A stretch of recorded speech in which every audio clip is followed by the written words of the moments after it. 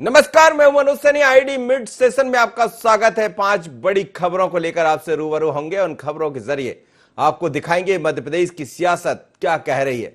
साथ ही छत्तीसगढ़ की तरफ भी आपको लेकर चलेंगे, लेकिन इस बीच कुछ दिलचस्प खबरें भी आपको देखने को मिलेगी। चलिए समझते हैं कौन सी है आज की 5 बड़ी खबरें।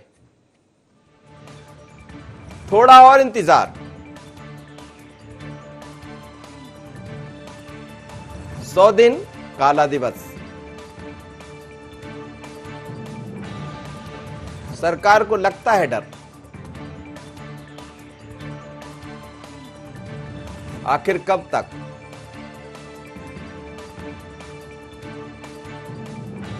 डोली के साथ अर्थी। तो मध्य प्रदेश की सबसे बड़ी खबर, आज की पहली खबर से हम शुरुआत करते हैं। और मध्य प्रदेश में थोड़े दिन और इंतजार करना पड़ेगा। दरअसल इंतजार हो रहा है कि थोड़े इंतजार का मजा लीजिए। गाना है, लेकिन यहां तो मजा कुछ ज्यादा ही हो गया है।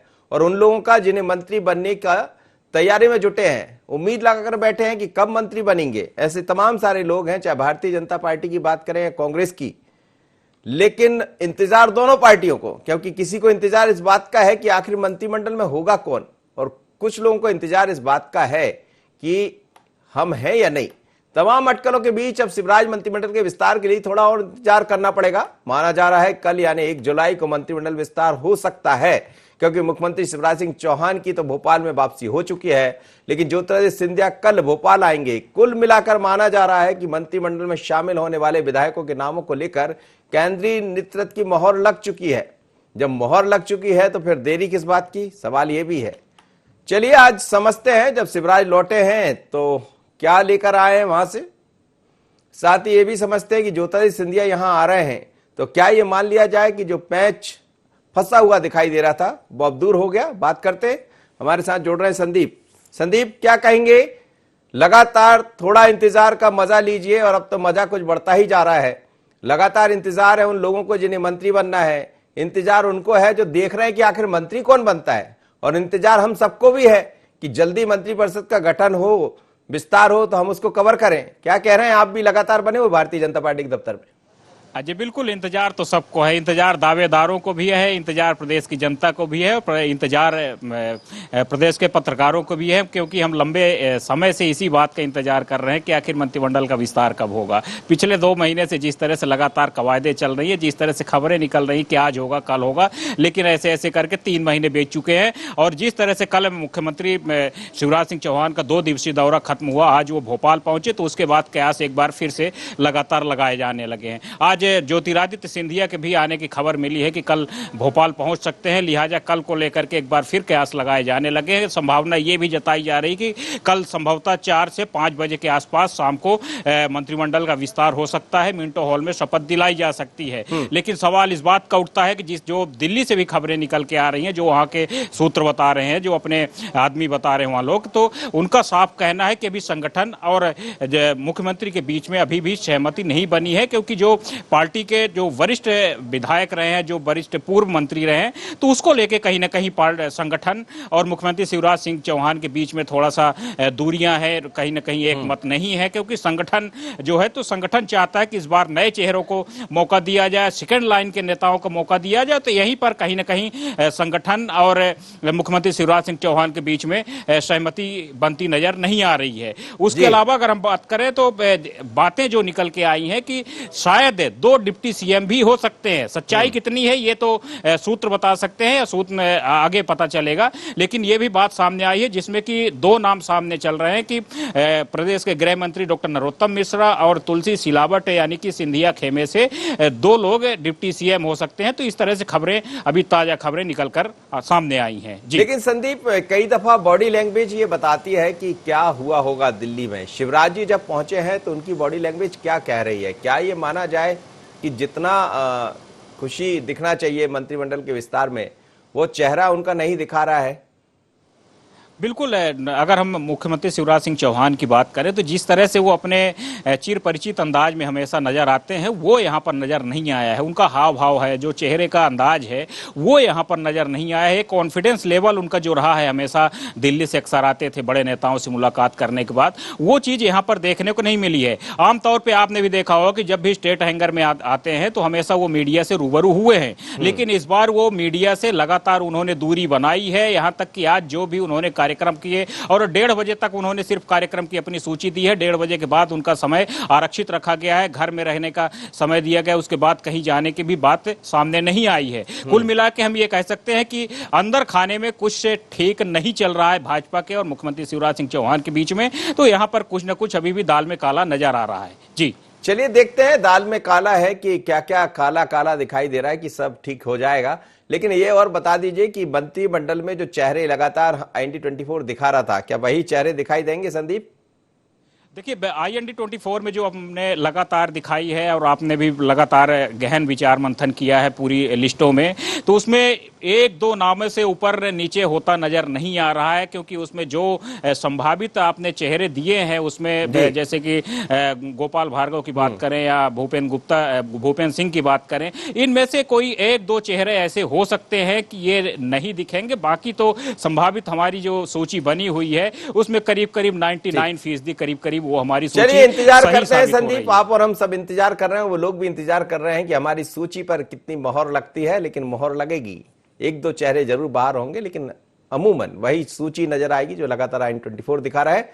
अगली खबर की तरफ हम बढ़ेंगे तो ये खबर कांग्रेस से जुड़ी हुई है। मध्य प्रदेश की बीजेपी सरकार के 100 दिन पूरे होने के विरोध में कांग्रेस ने पूरे प्रदेश में प्रदर्शन किया। कांग्रेस ने जिला और ब्लॉक स्तर पर प्रदर्शन कर काला दिवस मनाया। भोपाल के रोशनपुरा चौराहे पर कांग्रेस ने प्रदर्शन किया, जमकर नारेबाजी करते हुए अपना रोष व्यक्त किया। इस मौके पर प्रदेश के पूर्व मंत्री PC शर्मा, पूर्व मंत्री सज्जन सिंह वर्मा, पूर्व विधानसभा अध्यक्ष जीतू पटवारी विशेष रूप से मौजूद रहे। ये मैं आपको बता दूं कि विधानसभा अध्यक्ष जीतू पटवारी नहीं है, विधानसभा अध्यक्ष तो प्रजापति रहा करते थे, लेकिन साथ ही जीतू पटवारी जो इस समय मीडिया के प्रभाग के अध्यक्ष हैं वो भी वहां मौजूद रहे। और बीजेपी सरकार ने लोकतंत्र की हत्या कर पीछे के दरवाजे से प्रदेश में सरकार बनाई, इस तरह के आरोप लगाए जो लगातार गद्दारों कहने की बात। लेकिन तस्वीरें देखिएगा आप, विरोध हुआ है और विरोध के बाद इस तरह काले तख्त लेकर, लेकिन दो विंडो के जरिए हम आपको दिखाते हैं। इंदौर और भोपाल की तस्वीरें दिखाई दे रही है, जिसमें भोपाल में भी प्रदर्शन किया है कांग्रेस ने। भारतीय जनता पार्टी के 100 दिन के काला दिवस के रूप में मनाया है। काले गुब्बारे हाथ में थे, काले झंडे हाथ में थे, काले बैनर हाथ में थे और कुछ महिलाएं काले कपड़े पहनकर भी पहुंची थी। और आजकल यही है कि आपको मीडिया में दिखना है, कैमरे में अच्छी तस्वीरें बनाना है तो उस हिसाब से अपना काम जमा लीजिए। वो दिखाई भी दे रहा है, लेकिन ये विरोध का तरीका दिखाई दिया। सुन लेते हैं जरा क्या कहना है कांग्रेस का। राज्य की चुनी हुई सरकार जिसको जनता ने चुना था, भारतीय जनता पार्टी ने 22 विधायक खरीद कर, करोड़ों रुपए में खरीद कर कमलनाथ जी की सरकार गिरा दी। और इस कोविड-19 के दौर में इन 3 महीनों के अंदर जो लॉकडाउन हुआ, टैक्स पे टैक्स लगाते रहे, डीजल पेट्रोल के भाव 7वें आसमान पर, बिजली के बिल हजारों के आ रहे हैं, किसानों का कर्ज माफी बंद कर दी, 14 लाख किसान, 14 लाख युवा बेरोजगार हो गए। यही सवाल पूछने के लिए हम यहाँ बैठे हैं और काला दिवस मना रहे हैं। कमलनाथ जी और कांग्रेस के हाथ में सत्ता के सूत्र सौंपे तो जनता इसलिए हमारे साथ है, तो हम काला दिवस मना रहे हैं कि ये घृणित परंपरा खरीद फरोख्त की भाजपा ने इस मध्य प्रदेश की पवित्र धरती पे चालू। हमारी तैयारी पूरी है, इसलिए तो वो डर रहे हैं कि अगर मंत्रिमंडल का विस्तार किया और न जाने ताश का महल कैसे भर भरा के गिर पड़ेगा। चलिए, तो मंत्रिमंडल विस्तार को लेकर चर्चाएं भी खूब है और मंत्रिमंडल का विस्तार क्यों नहीं हो रहा है, लेकिन कांग्रेस को इसमें कुछ दिखाई दे रहा है। कांग्रेस कह रही कि ताश के पत्तों की तरह गिर जाएंगे यदि मंत्रिमंडल का विस्तार हुआ तो। लेकिन उसके अलावा कांग्रेस ने 100 दिन के कामों को लेकर विरोध दिवस मनाया, काले झंडे लगाए, काले गुब्बारे दिखाई दिए और ये कांग्रेस का एक अलग तरीका इस बार नजर आ रहा है। यानी कांग्रेस की नजर है भारतीय जनता पार्टी की सरकार पर। आकाश मेरे साथ जुड़ रहा है, हमारे ब्यूरो चीफ आकाश से समझते हैं। आकाश, विरोध का जो प्रदर्शन है, मध्य प्रदेश की कई जगह से इस तरह की खबरें आई कि प्रदर्शन ठीक रहा, लेकिन अब देखिए आप, प्रदर्शन भी आजकल सोशल मीडिया के हिसाब से होने लगा है। काले गुब्बारे दिखाई दिए, काले कपड़े पहने, सज्जन वर्मा भी काली शर्ट पहनकर पहुंचे हुए थे, तमाम सारे लोग काली शर्ट हैं या फिर काले कपड़ों में नजर आए। क्या था नजारा और क्या विरोध ये दिखा रहा है कि कांग्रेस ये समझ रही है उपचुनाव सामने और विरोध हमें करना पड़ेगा? जी, निश्चित रूप से यही कारण है मनोज जी कि अब कांग्रेस सड़कों पर है और जिस तरीके से मध्य प्रदेश की बीजेपी सरकार को 100 दिन आज पूरे हो गए हैं और इसी के विरोध में आज कांग्रेस ने पूरे प्रदेश में जिला और ब्लॉक स्तर पर जो है प्रदर्शन किया है, काला दिवस के रूप में जो है इस दिन को मनाया है।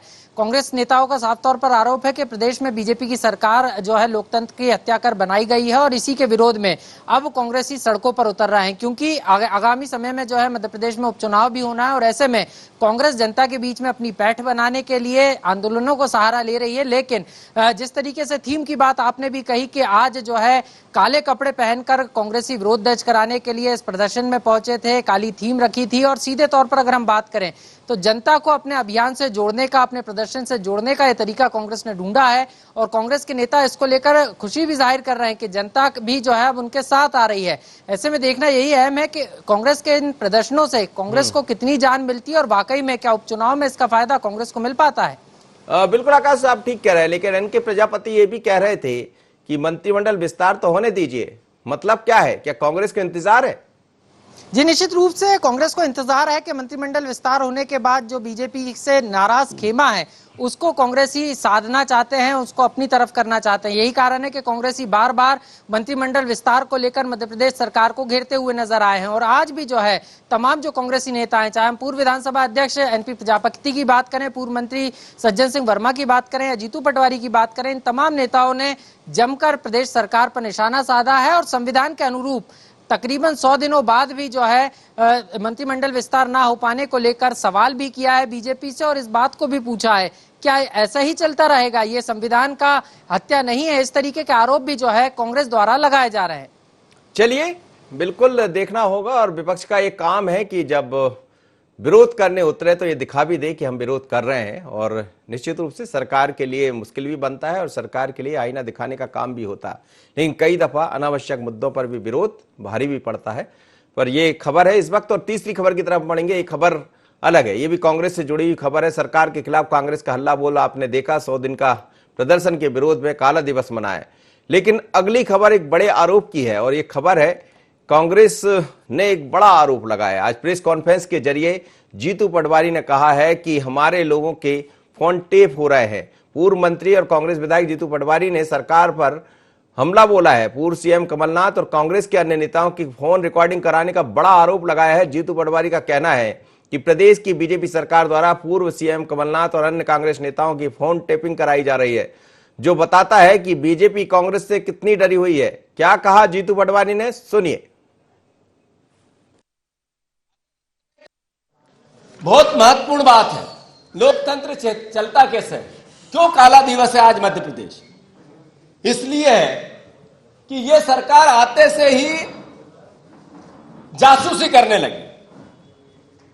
नेताओं के, पूर्व मुख्यमंत्री कमलनाथ के, उनके आसपास के जितने भी काम करने वाले प्रदेश कांग्रेस कमेटी के या उनके सहयोगी जितने भी सीएम के, उन पर उनके फोन को सर्च पे रखा जा रहा है, फोन टेपिंग हो रही है।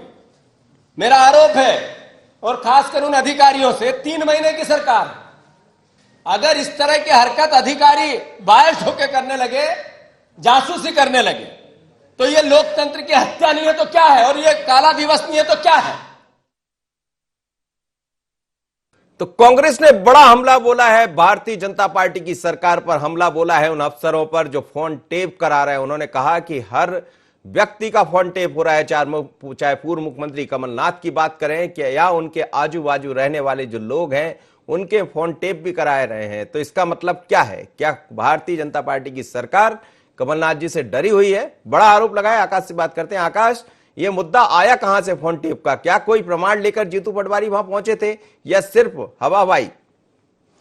जी बिल्कुल, उपचुनाव को लेकर ये कांग्रेस के द्वारा एक बड़ा आरोप जो है मध्य प्रदेश सरकार पर लगाया गया है मनोज जी। हालांकि किसी भी तरीके से प्रमाण कांग्रेस ने इसको लेकर नहीं रखे हैं, लेकिन दावा जरूर पूर्व मंत्री जीतू पटवारी इस बात को लेकर कर रहे हैं कि पूर्व सीएम कमलनाथ समेत जो अन्य कांग्रेस के नेता हैं, पूर्व सीएम कमलनाथ के जो सहयोगी हैं, उनके फोन टेपिंग जो है मध्य प्रदेश सरकार द्वारा कराए जा रहे हैं और ऐसे अधिकारियों की सूची होने की भी बात कही है। उन्होंने साफ तौर पर कहा है कि ऐसे अधिकारी बायस होकर काम ना करें, उनको नसीहत भी दी है, नहीं तो कांग्रेस पार्टी ये बर्दाश्त नहीं करेगी। तो सीधे तौर पर बड़ा आरोप है जीतू पटवारी द्वारा और कहा है कि इस बात की पोलखोल अभियान के रूप में आगे इस बात को जो है कांग्रेस पार्टी द्वारा उजागर भी किया जाएगा कि किन अधिकारियों द्वारा किस तरीके से मध्य प्रदेश के कांग्रेस के नेताओं की जासूसी कराई जा रही है। सीधे तौर पर अगर हम देखें तो कांग्रेस ने जिस तरीके से बड़ा आरोप लगाया है और कहीं ना कहीं कांग्रेस को मालूम भी है कि कांग्रेस जिस रणनीति पर काम कर रही है उस पर जो है बीजेपी की पूरी नजर है और यही कारण है कि अब जो है कांग्रेस की तरफ से बड़ा हमला राज्य सरकार पर बोला गया है।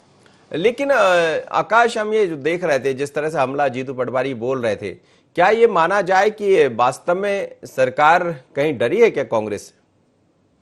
जी बिल्कुल, उपचुनाव है और सरकार का डरने का आरोप तो कांग्रेस लगा रही है, लेकिन सरकार सतर्क जरूर है मनोज जी। राजनीति में कभी भी कुछ भी हो सकता है, यही कारण है, यही चूक तत्कालीन सरकार कांग्रेस की जब सरकार थी मध्य प्रदेश में, उस दौरान जो है कांग्रेस सरकार से हुई थी और यही कारण है कि उसका खामियाजा सरकार को 1.5 साल में ही सत्ता से दोबारा वापस होकर चुकाना पड़ा था। और यही कारण है कि अब मध्य प्रदेश की बीजेपी सरकार ऐसा कोई रिस्क लेना नहीं चाहती और यही कारण है कि सरकार ने अपना इंटेलिजेंस जरूर इसको लेकर एक्टिव करके रखा है। लेकिन जिस तरीके से फोन रिकॉर्डिंग की जो बात है, जीतू पटवारी ने एक गंभीर आरोप जो राज्य सरकार पर लगाया है, इसमें कितना सच है और जब ये कांग्रेस इसके साक्ष्य प्रस्तुत करेगी उसके बाद ही ये स्पष्ट हो पाएगा। लेकिन ये साफ है कि उपचुनाव के पहले उन्होंने अफसरों को समझाइश दी है या धमकी दे डाली? जी बिल्कुल, नसीहत देने का प्रयास जरूर था लेकिन धमकी भरे अंदाज में था, क्योंकि जिस तरीके से उन्होंने बायस करते हुए अधिकारियों को बात कही है कि बायस करते हुए अधिकारी जो है काम कर रहे हैं और चंद दिनों की सरकार है, कभी भी कुछ भी हो सकता है, इस बात को भी उन्होंने कहा है। तो निश्चित रूप से कांग्रेस को उम्मीद है कि कांग्रेस दोबारा से उपचुनाव में जीत कर वापसी कर सकती है। लेकिन जो अब फोन टिपिंग की बात निकलकर सामने आ गई है, इसको लेकर मध्य प्रदेश की सियासत में अब नया भूचाल मचा हुआ है। चलिए इंतजार करेंगे, भूचाल मचता रहेगा जब तक उपचुनाव नहीं हो जाते, ये सब देखने को मिलता रहेगा और विपक्ष का ये काम है।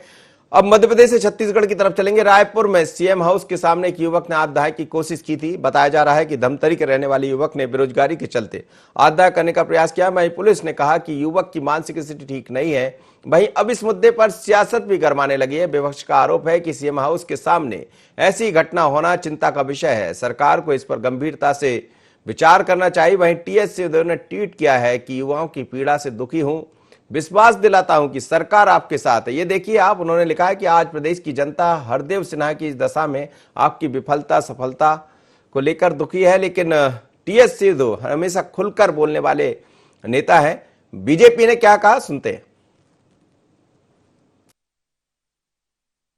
आज एक बेरोजगार युवक के द्वारा सीएम हाउस के सामने आत्महत्या का प्रयास किया जाना आग लगा करके प्रदेश के लिए दुर्भाग्यजनक घटना है।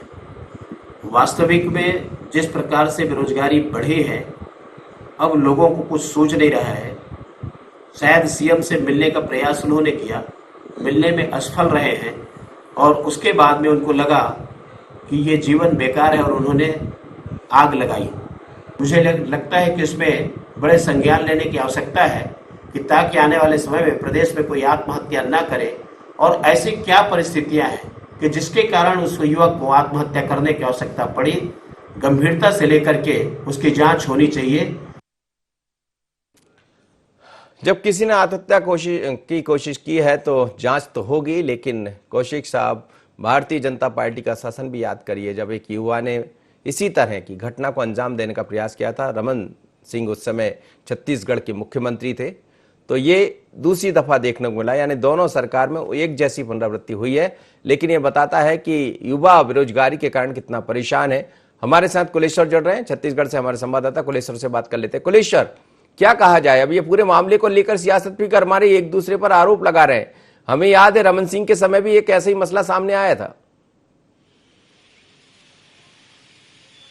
देखिए, बिल्कुल मनोज जी, आपको बताना चाहूंगा कि छत्तीसगढ़ में भले ही सत्ता में कांग्रेस पार्टी या बीजेपी रहे। लेकिन अगर बात की जाए छत्तीसगढ़ में बेरोजगारी की, तो बेरोजगारी का आलम आज भी है। सरकार हमेशा बदलती है, लेकिन जो बेरोजगारी है वही का वही रहे, जिसके कारण जो युवा है वो काफी परेशान होते हैं। जिस तरह से कल हरदेव सिन्हा धमतरी का जो निवासी है, मुख्यमंत्री निवास आया था मुख्यमंत्री से मिलने के लिए, बेरोजगार से काफी परेशान था, अपनी बात को रखना चाहता, लेकिन उनको मुलाकात करने नहीं दिया गया, जो जानकारी हमको मिली है। फिर आखिरी में उसने आकर आत्मदाह की कोशिश की।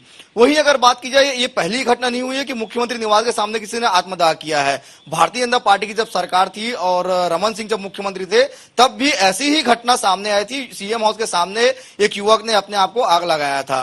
तो कुल मिलाकर सरकार आते जाते रहती है, लेकिन सरकार इस बारे में नहीं सोचती है कि जो हमने वादा किया है, जो युवाओं से वादा किया है कि बेरोजगारी खत्म करेंगे, रोजगार उपलब्ध कराएंगे, उस विषय में बिल्कुल भी ध्यान कोई भी सरकार नहीं दी, चाहे वो बीजेपी हो चाहे कांग्रेस हो। और इस तरह के दृश्य फिर सामने आते हैं। जिस तरह से कांग्रेस पार्टी सरकार में उन्होंने वादा किया था कि हम युवाओं को ज्यादा से ज्यादा यहाँ पे नौकरी देंगे, और अभी अगर वर्तमान की बात करूं, कांग्रेस सरकार की जो अभी 2 साल करीब होने जा रहा है, कई ऐसी भर्तियां हैं जो अभी तक प्रक्रिया शुरू नहीं हुई, चाहे वो शिक्षाकर्मी की बात हो, एसआई भर्ती की बात हो, तमाम चीज जो है भर्तियां अभी रुकी हुई है। लगातार जो बेरोजगारी का आलम भी जो छत्तीसगढ़ में बढ़ते जा रहा है। तो कुल मिलाकर इस तरह की घटना आखिर होती क्यों है? सरकार को इस बारे में ध्यान देना होगा, नहीं तो ये पहला घटना तो हुआ नहीं है मुख्यमंत्री के सामने, आगे भी ऐसी घटना हो सकती है। चलिए, हम चाहेंगे कुलेश्वर की इस तरह की घटना से बचना चाहिए युवाओं को, लेकिन ये भी सच है कि वो अपनी बात यदि प्रदेश के मुखिया के सामने कहने जाते तो सुनना तो पड़ेगा, नहीं सुनेंगे तो फिर ऐसे कदमों को वो उठाते हैं। लेकिन हम यही कहेंगे कि ऐसे कदमों से बचें, ऐसे कदमों को ना उठाएं जिससे आपकी जान पर बनाए, क्योंकि रोजगार निश्चित रूप से होना चाहिए और बेरोजगारी एक बड़ी परेशानी है। पर बेरोजगारी का मतलब ये नहीं है कि आप मौत को गले लगा लें। समझिए, धैर्य रखिए, तो शायद इस तरह की घटना से बचा जा सकता है। लेकिन सवाल है सरकार पर, और पुरानी सरकार पर भी इसी तरह के सवाल खड़े हुए थे कि रोजगार कोई नहीं देता, चुनाव में वादे बड़े बड़े करते हैं। अगली खबर कुछ अलग तरह की खबर है और इस खबर की तरफ आपको लेके चलते हैं। ये खबर दर्दनाक है, दुखदायक भी है और झकझोर देने वाली खबर भी है। जब बेटी की शादी के दिन उसे जन्म देने वाली मां की मौत हो जाए। विदिशा के सिरोंज में कुछ ऐसा ही हुआ। बेटी की शादी के लिए मंडप सज चुका था, बारात आ चुकी थी, तभी अचानक दुल्हन की मां के सीने में दर्द हुआ और उसकी मौत हो गई। लिहाजा घर में मातम पसर गया। परिवार के लोग जहां अंतिम संस्कार की तैयारी कर रहे थे, वहां गांव के मुस्लिम परिवार ने दुल्हन बनी हल्की बाई के कन्यादान की जिम्मेदारी उठाते हुए विवाह की रस्में पूरी की। तो एक तरफ डोली की तैयारी थी और एक तरफ अर्थी की तैयारी।